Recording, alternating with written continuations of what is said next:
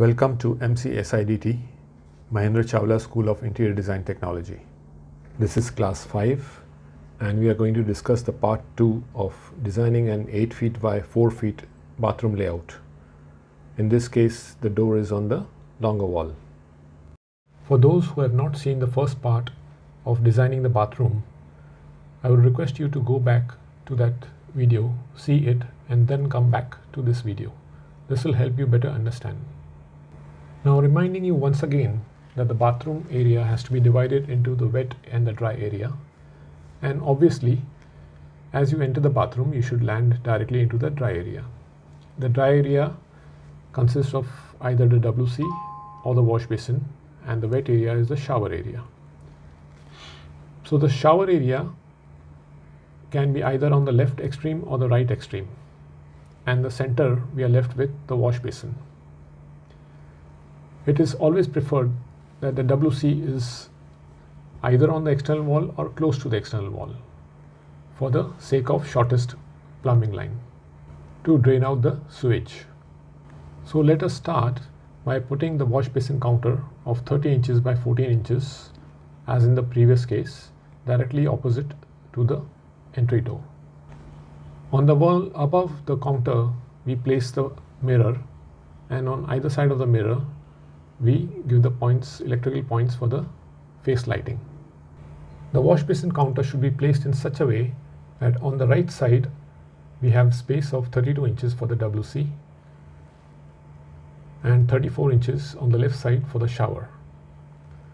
Now placing the WC wall mounted in the center of the 32 inches, we get about 9 inches equal space on either side. Now usually the walls are not more than 5 inches thick.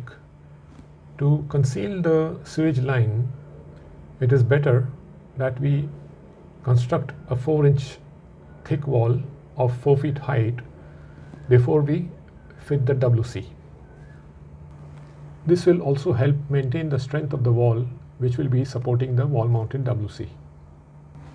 On the left of the door, we have 34 inches for the shower, out of which 2 inches will go for the ledge, and we will have clear 32 inches width for the shower. Here in the center of this 34 inches, we place the overhead shower above and the divert and the spout below that. Then we place the floor drains and show the floor sloping lines for the plumber and the civil guy. Then we indicate the distances of the centers of the WC, wash basin, etc. and complete the drawing for the civil guy and the plumbing guy. Now in this case, we have another option for the placement of the WC directly on the window wall. If we place the WC on the center of the window wall, the space between the wash basin counter and the WC will get almost 12 inches. But we have extra space on the right of the WC, so it is better that we shift the WC towards the right wall but keeping a distance of 10 inches. This increases the gap between the WC and wash basin counter to 15.25 inches and help the user sit comfortably on the WC. Then we can complete the drawing, and this brings us close to the end of this session.